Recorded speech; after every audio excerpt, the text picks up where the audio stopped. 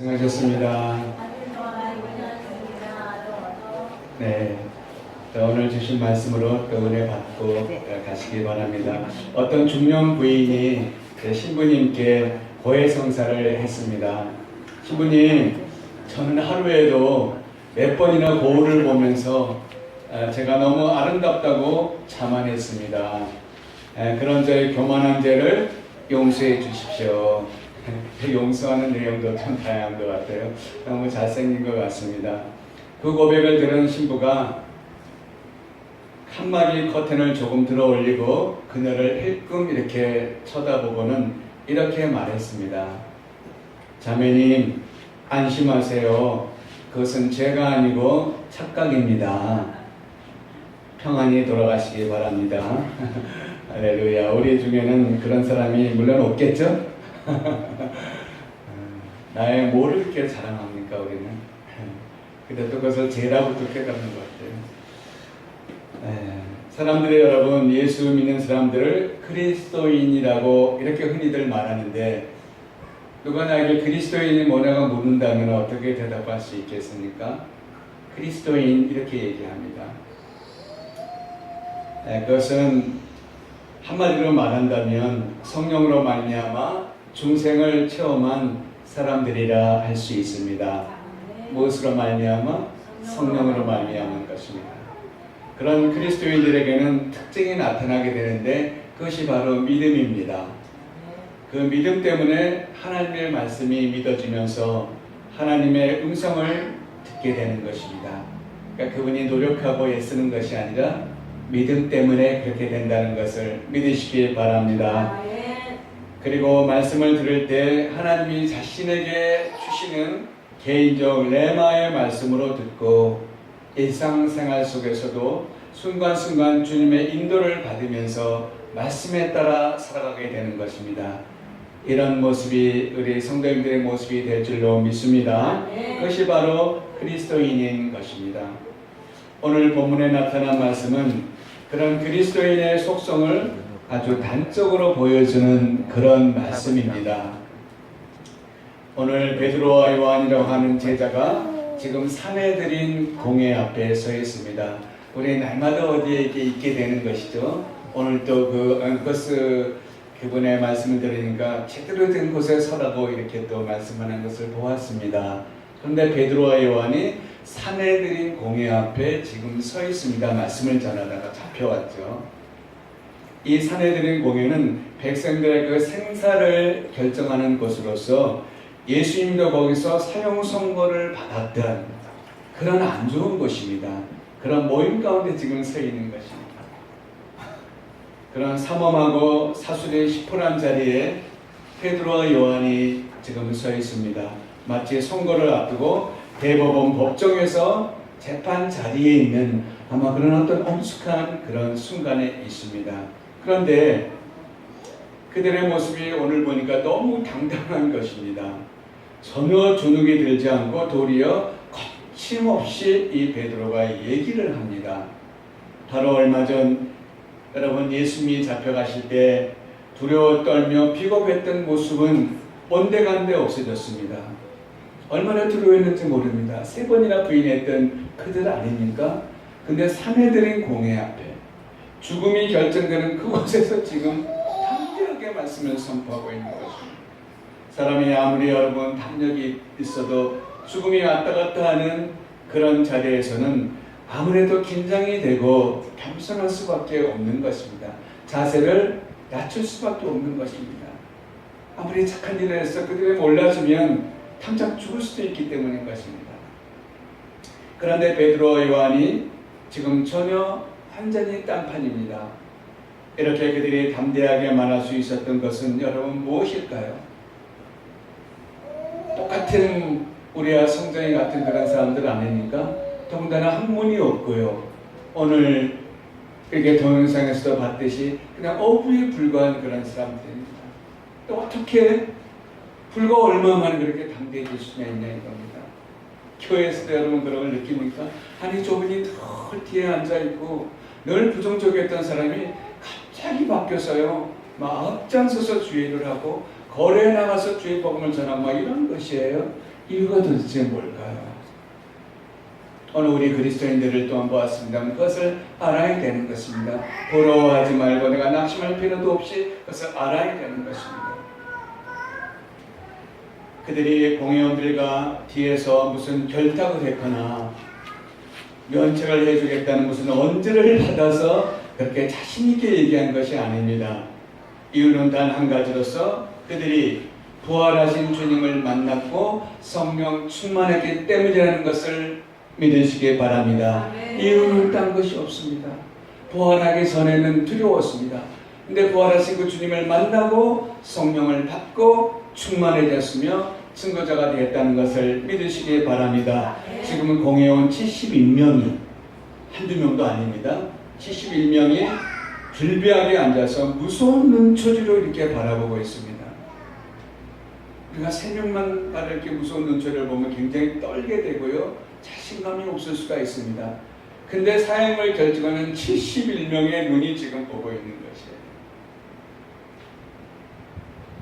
사장과 부장이 지금 내 앞에 있는데 잘못 얘기했다가는 이 회사를 쫓겨날 수도 있거든요. 그런 차원이 아닙니다. 지금 죽음이 왔다 갔다 하는 그런 자리예요. 네가 한마디만 잘못하면 이 회사에서 잘릴 수도 있습니다. 근데 그런 자리가 아니라는 것입니다. 한번 상상해 보십시오. 71명이 지금 보고 있습니다.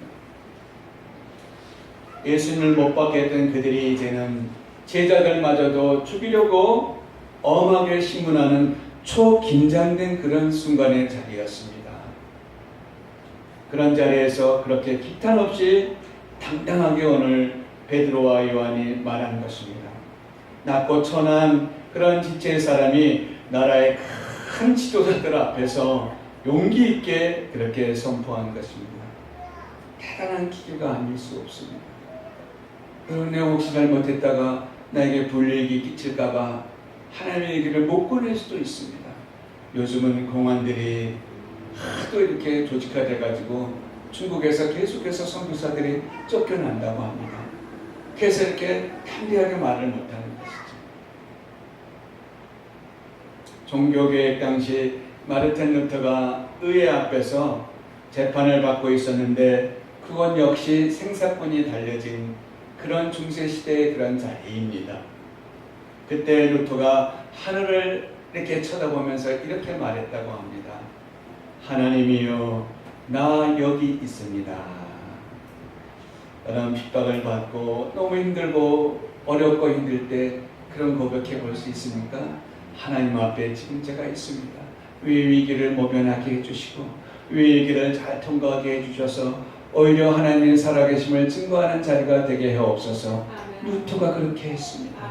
참 죽음이 오갈 수 있고 그 제사장에게 직분을 다 던져버릴 수가 있는 끊기는 그런 상황에 그 말을 했던 것입니다. 그 딱 한마디 했습니다. 그러니까 자신이 지금 사람 앞에 있는 것이 아니라 하나님 앞에 있다는 그 말을 한 것입니다. 우리가 거룩한 예배를 드릴 때, 간절히 기도할 때 골방에서만 하나님이 보시는 것이 아니라 이렇게 위급하고 다급할 때도 하나님이 보고 계신다는 것을 믿으시기 바랍니다. 루터가 지금 그런 고백을 하고 있을 때 하나님께서 얼마나 기뻐 받으셨겠습니까? 루터의 그 흔적이 지금도 독일 슈투트가르트에 가면은 그 흔적이 있고 많은 그런 성지객들이 그곳에 들린다고 합니다. 이 자리에서 루터가 그런 말을 했구나. 혹시 여러분 어려움이 닥치거나 나의 신상에 어려움이 오게 된다 할지라도 정말 스테반이 했던 그런 고백처럼 이 루터의 고백처럼 베드로의 고백처럼 그렇게 기탄 없이 막힘없이 담대하게 되시기를 주님의 이름으로 축원합니다. 축원합니다. 그렇게 진리를 당당하게 말할 수 있게 되어야 되는 것입니다. 그렇게 성령 충만한 사람에게는 표적이 나타나게 되는데 베드로에게 그런 이적이 나타났습니다. 어떠한 자에게? 성령 충만한 자에게. 그냥 나타나는 것이 아닙니다. 베드로가 어느 날 성전을 가게 되는데 나면서부터 안진뱅이가 된 사람을 딱 보는 순간 그리스도의 영이 그를 감동시켰습니다. 여러분 말씀하시지 않으셔도 내가 어떤 상황 가운데 있을 때 성령께서 이렇게 조명이 들어오면서 느낌이 올 때가 있습니다. 사역할 때만 그런 것이 아니라 상담할 때만 그런 것이 아니라 말씀을 들을 때도 그렇고 기도할 때도 그렇고 사람을 볼 때도 그렇게 된 것을 믿습니다. 베드로에게 그 감동이 온 것이에요. 그래서 베드로가 사람을 향해서 그 사람을 향해서 가히 상상할 수 없는 말을 합니다. 여러분 성경에 못 본 어떤 기적이 일어났습니다만 그 이적이 나기 전에는 굉장히 어려운 상황일 수 있습니다. 내가 이것을 얘기했다 만약에 되지 않으면 앞으로 사역을 할 수 있을까? 전도자로서 계속 이 자리에 설 수 있을까? 그런 두려움이 있습니다. 근데 사람들이 그 당시에 상상할 수 없는 베드로가 그 말을 하게 됩니다. 그 말이 떠져지 어떤 말을 합니까? 나사렛 예수의 이름으로 명하노니 일어서라. 할렐루야. 지금 나면서부터 안진병입니다. 40년 동안 이런 일을 본 적이 없어요. 그런데 베드로가 그 말을 한 것입니다. 사람들이 너무 그러자 40년이나 앉아있던 안진뱅이가 그 자리에서 벌떡 일어나서 성경으로 들어가서 날고 뛰는 그런 모습이 있었습니다. 그때 사람들이 너무나 놀랍니다. 그 모습을 보고 전부 베드로를 이렇게 우러러봅니다.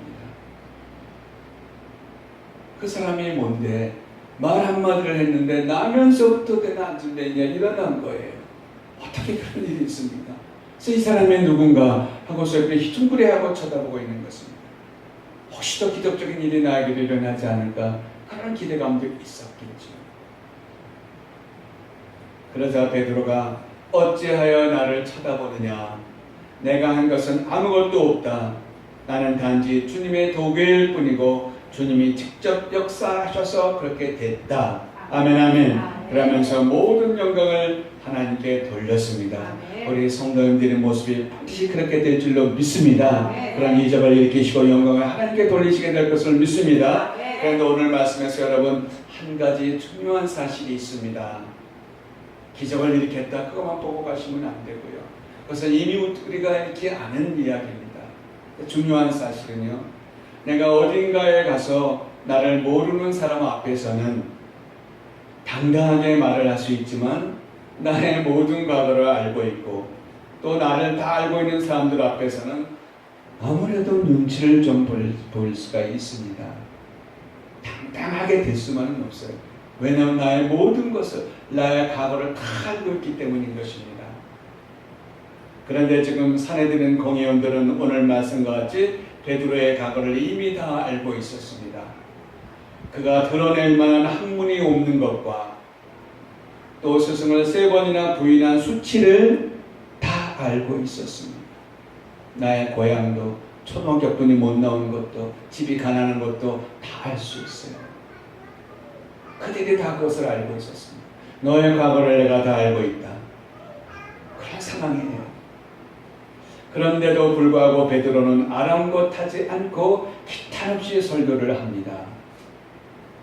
비록 과거는 부끄러웠지만 이젠 출애굽에서 성령 충만했기 때문에 내가 과거에 그의 발목을 잡힐 수가 없다 이렇게 깨달았던 것입니다. 할렐루야. 과거가 중요한 것이 아니에요. 이런 용기 있는 베드로의 모습이 우리 성도님들의 모습이 되시기를 간절히 기원합니다. 베드로의 성령 충만한 모습이 바로 나의 모습이 되시기를 간절히 소원합니다. 그러기 위해서는 이제 모든 나의 과거에 얽매인 것으로부터 그것으로부터 나오시기 바랍니다. 바랍니다. 그것들로부터 완전 출애굽하여 다 끊어버리시기를 주님의 이름으로 축원합니다. 끊어버리십시오. 더 이상 묶이지 마십시오. 내가 과거에 이랬거든요. 나는 이런 사람이었어요. 그런 말을 하지 마십시오. 어느 것도 그냥 시골의 농부에 불과했더라. 하나님의 비전을 품고 성령을 받고 새롭게 변화되니까 엄청난 일을 한 것을 보았습니다. 과거를 끊어버리시기를 주님의 이름으로 축원합니다. 누가 무슨 말을 하든 그것은 하나님 도운 것이 아닙니다. 내가 무에서 이를 창조한다. 내가 너와 함께하며 너를 사용할 것이다. 두려워 말라. 그 말씀이 진리입니다. 아멘. 한쪽에서 들리는 소리를 그냥 끊어버리셔야 돼요. 실패감에서 빠져나오시기 바랍니다. 아멘. 가난에서 빠져나오시기 바랍니다. 아멘. 열등감에서 빠져나오고 거짓에서 빠져나오게 되기를 주님의 이름으로 축원합니다. 아멘. 완전히 출애굽하시기 바랍니다. 아멘. 이전 것은 다 지나갔으니 보라 새 것이 되었도다 하는 말씀이 나의 말씀이 되시기 바랍니다. 아멘. 그래서 사람들 앞에서 하나님이 하나님 되심을 담대히 선포하게 되시기를 소원합니다. 아멘. 그때마다 하나님께서 필히 지지해 주실 것을 믿습니다. 아멘. 때에 따라서 이적도 일어나게 될 줄로 믿습니다. 아멘. 가슴에 심한 통증을 느끼는 어떤 남자 집사님이 있었습니다. 병원에서 진단을 받아보니까 생각지도 않았던 폐암 진단이 나왔습니다. 자기 생각에는 여러분 나름대로 담배도 끊었고 바른 신앙생활을 한다고 생각했는데 암 진단을 막상 받고 보니까 하나님이 그렇게 섭섭했다고 합니다. 그 좋아하던 술도 담배도 다 끊고 내가 주의를 어겼으니까 뭐 못했습니까? 이렇게 열심히 해보려고 했는데 암이라뇨. 너무 섭섭했습니다. 여러분 사람이나 기대했던 사람이나 때로는 이렇게 주의를 하다가 섭섭한 적이 있습니까? 물론 있을 것입니다. 사람인데 왜 없겠습니까? 내가 과거했던 모든 행적, 내 없는 가운데 다 죽였던 그 모든 모습들, 이거 생각했는데 지금 내 앞에 펼쳐진 것은 너무 안 되는 일이에요. 그러니까 자꾸 섭섭한 마음이 듭니다. 사람의 감정이라는 것은 우리가 예수님이 누구신가 했을 때 예수님도 감정이 있었기 때문에 울 때도 있었고 슬퍼할 때도 있습니다. 그것이 나쁜 것이 아닙니다. 섭섭할 수가 있어요. 그것을 나무라는 것이 아닙니다. 한동안을 그렇게 원망하다 지내다가 어느 날 갑자기 성경을 읽고 싶다는 그런 마음이 들었다고 합니다.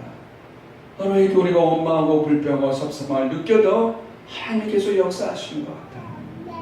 그걸 보고 싶은 마음이 있었던 것이에요. 이름은 집사였지만 평소에는 너무 바빴기 때문에 거들떠 보지도 않았던 성경을 이렇게 찾아서 보기 시작했습니다. 성경을 보게 하시기 위해서 하나님께서 그러셨나요? 뭐 그런지는 모르겠습니다. 너무 바빠서 거들떠 보지도 않는 성경입니다. 그런데 이상한 일이 일어난 것이에요. 그 성경을 읽는데 한참 읽고 나는데 자꾸만 지난날에 잘못된 일들이 하나하나 이렇게 떠올랐다고 합니다. 성경을 읽는데 말씀이 들어오는 게 아니라 자기 잘못이 계속 떠오르는 거죠. 우리가 일대일을 하다 보니까 60년이 지나고 67, 8년이 지난 일들이 떠올라요. 그전에는 생각지도 않았던 일이에요. 성경이 있는데 자꾸만 하나 잘못들이 막 떠오르는 것이에요.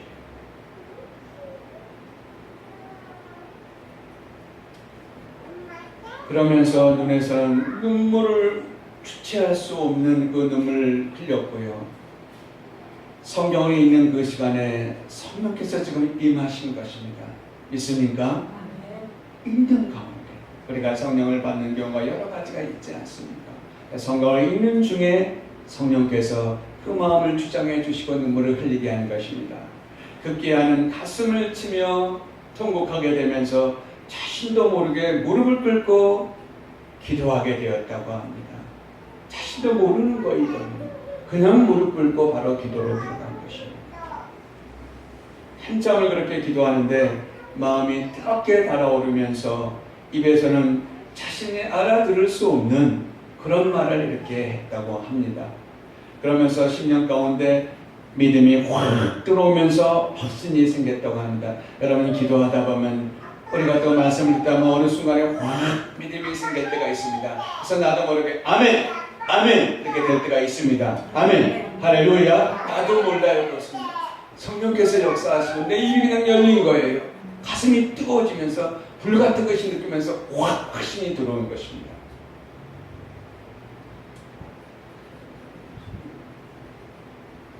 그러면서 심령 가운데 믿음이 생기면서 이런 고백을 했습니다. 그래, 나는 폐암으로 죽지 않는다. 나는 결코 암으로 죽을 사람이 아니다. 그런 확신이 들면서 다시 기도했다고 합니다. 어떤 기도입니까? 살아계신 하나님, 저에게 치료의 하나님을 체험할 수 있도록 한 번만 기회를 주시옵소서. 그래서 믿지 않는 수많은 사람들에게 하나님의 살아계심을 증거하게 하옵소서. 하나님이 이번에 꼭 제 육신을 살려주시면 하나님, 내가 그동안 못했던 곳도 가고 싶고 정말 마음껏 이렇게 내 육신과 함께 살 수 있는 그런 기도를 한 게 아니에요. 우리가 알바에서도 느끼듯이 그 사람이 분명한 목적이 있으면 담대하게 되고 성령 충만하게 됨을 보았습니다. 이분이 분명한 목적이 있었습니다. 살아계심을 체험하게 해주시면 내가 그 증거를 내 입으로 전하겠습니다. 기도가 분명했어요. 우리 성도님들 기도가 분명하기를 원합니다. 내 육신의 사역을 위해서 기도하지 말고 그것은 내가 분명한 목적을 위해서 기도하면 그것을 주님이 해주실 걸로 믿습니다. 이게 바뀌어야 된다. 바뀔 때까지 하나님이 기다리시게 됩니다. 그리고 한쪽으로는 내 죄를 발견하면서 계속 성경을 읽으면서 나누면서 그 죄가 떠나가야 될 줄로 믿습니다. 그 목적이 분명하셔야 돼요. 목사인 제 주제만 돼도 성도들 얘기를 들어보면 감동이 될 때가 있고 같이 빨려들 때가 있습니다. 근데 들어보면은 수많은 세월이 흘러도 같은 이곳입니다. 그런 걸 보게 될 때 마음이 좀 안타까울 때가 있습니다. 우리 하나님의 마음을 시원하게 해드리는 우리 모두가 되시기를 간절히 소원합니다. 그렇게 기도하고 이제 감사의 찬양을 했다고 합니다. 무슨 감사가 지금 있겠어요? 지금 어떤 확인이 된 것도 아닌데 근데 입에서 감사가 나온 거예요. 사람 힘으로 되는 것이 아닙니다. 이 감사는. 그리고는 새벽에도 기도하고 낮에도 기도하고 또 밤에도 쉬지 않고 기도했다고 합니다. 사람이 이렇게 바뀌는 것 같아요. 성령이 임하게 되면. 할 일이 얼마나 많겠어요. 근데 아침, 점심, 저녁으로 이렇게 기도만 하고 있는 거예요. 그러더니 어느 날 잠을 자고 아침에 일어났는데 그동안 그렇게 가슴을 찧어오던 그 가슴의 통증이 거짓말처럼 사라지고 없었다고 합니다. 전혀 느낄 수가 없었다는 거예요. 일어났는데 그게 없는 거, 온데간데 없는 거예요. 급히 동네 병원에 가서 엑스레이를 찍었는데 그 의사가 그걸 보더니 아무런 이상이 없다는 것입니다. 그래서 처음에 갔던 병원에 다시 가서 재촬영을 했는데 암을 선고했던 그 의사가 이해가 가지 않는 듯 고개를 갸우뚱 하면서 양쪽 이전에 찍은 거하고 지금 찍은 거하고 비교를 하고 있었다고 합니다. 그 집사님은 불안해서 선생님 뭐가 잘못됐습니까? 아니요, 없어져서 그래요. 무엇이 없어졌다는 거예요? 폐암이 없어졌습니다. 할렐루야, 할렐루야. 그것을 어떻게 한 것이 아닙니다. 그냥 기도 생활을 열심히 했는데 그것이 없어진 거예요. 그러니까 40년 동안 앉아있는 자가 일어나는 것과 그것과는 성령의 역사가 똑같은 줄로 믿습니다. 다양해요. 성령의 역사는 늘 새롭고요. 그러니까 사역을 할 때도 잠깐만 옛날에 했던 방법으로 하려고 하면 그 내 의지가 들어갑니다. 하나님께서 행하십시오. 성령께서 새 역사를 이룰 줄로 믿습니다. 나를 주님께 맡깁니다 하면 저는 새롭게 역사하게 될 줄로 믿습니다. 이렇게 된 거예요. 집사님은 그 말을 듣는 순간 여러분 즉시 두 손을 모으고 하나님께 감사 기도를 드렸다고 합니다. 그러자 의사가 물었답니다. 아니 어떻게 된 겁니까? 그동안 무슨 좋은 것을 먹었어요? 아니 뭘 했는데 이렇게 됐습니까? 아니요, 저는 그냥 하나님께 기도만 했을 뿐입니다. 하나님이 제 기도를 들으시고 고쳐주셨습니다. 어떻게 의사 앞에서 그런 말을 합니까? 뭐 나중에 한다든지 뭐 가짜적으로 해도 되는 아니에요. 사람이 어떻게 생각할까 거기에 관심을 둔 것이 아니라 그냥 즉시 감사기도 하고 보게 하고 선포한 것을 믿으시기 바랍니다. 이게 담대함이고 이게 그리스도인이고 이게 성령 충만한 사람의 모습입니다. 무슨 뭐 이런 게 아니에요. 그러면서 자신이 소원 기도했던 대로 의사에게 즉시 하나님을 증거했다고 합니다. 그가 폐암을 선고받고 얼마나 슬퍼했겠습니까? 온 가족이. 그러나 한쪽에서 보면은 이 의사를 하나님은 구원하기를 원했던 것입니다. 할렐루야. 웬만한 의사한테 누가 복음을 전한다고 그가 듣겠어요? 듣지 않습니다. 근데 자기가 진단을 내린 사람이 없어졌으니까 얼마나 놀랬겠어요. 하나님 그렇게 신명막측하게 일을 하신다는 것을 믿으시기 바랍니다. 우리에게 그렇게 하실 줄 믿습니다. 우리 교회 그렇게 하실 줄 믿습니다. 새 힘과 소망과 능력을 가지시기를 바랍니다. 사람이 그런 판정을 받으면 여러분 너무 기뻐서 목사님에게 먼저 전화하고 가족들에게 전화하고 때로는 가족을 전체 모아놓고 파티를 열 수도 있습니다. 그게 나쁜 일입니까? 그게 정상입니다. 좋은 일이에요. 그러나 이 집사님은 여러분 달랐습니다. 바로 기도로 들어갔고 즉시 복음을 전했다는 것을 믿으시기 바랍니다. 왜냐하면 그가 성령을 받았고 성령으로 충만했기 때문에 그렇게 할 수가 있었던 것입니다. 나도 그렇게 한번 해봐야지. 그래서 되는 것이 아니에요. 인간의 속성이 그렇지가 않습니다. 그러나 성령이 임하게 되면 성령이 원하시는 대로 이끌림을 받게 될 줄로 믿습니다. 이 집사님을 통해서 여러분 우리가 받게 되는 교훈은 오늘 이 아침 무엇입니까? 내가 성령을 받고 간절히 기도하면 하나님이 들으시고 때가 되면 반드시 응답해 주신다는 사실입니다. 이 말씀을 꼭 붙들고 오늘 성경문을 나가시기를 간절히 소원합니다. 같이 따라서 하겠습니다. 하나님, 제가 성령 충만 받아서 내 남편, 내 자식, 부모 형제, 내 가족은 물론 이웃과 친척, 주변 사람들까지도 복음을 전할 수 있도록 담력과 용기를 주시옵소서. 꼭 그렇게 되기를 간절히 축원합니다. 축원합니다. 베드로도 할 수 있었어요. 우리보다 못 배운, 그리고 예수님까지 부정하고 배신했던 그가 할 수 있다고 그러면 우리도 할 수 있을 것을 믿습니다. 단 성령 충만을 받으면 됩니다. 그래서 기탄 없이 막힘없이 담대히 그 71명 앞에서 그런 말씀을 했어요. 사장이 불교인 사장이 있을 수가 있고 통일교 잘 믿는 사람이 사장일 수도 있어요. 그들 앞에 면접을 받으러 갔을 때 또 내 자녀가 이렇게 그날 갔을 때 어떤 기도를 여러분 하시겠습니까? 면접관이 싫어하는 말을 하지 말도록 해라. 뭐 이런 말을 하시겠습니까? 그러나 이것은 잠시 생각뿐입니다. 아무도 보지 않기 때문에 무슨 말을 할지도 몰라요. 그러나 성령 충만하면 담대하게 선포하게 될 줄로 믿습니다.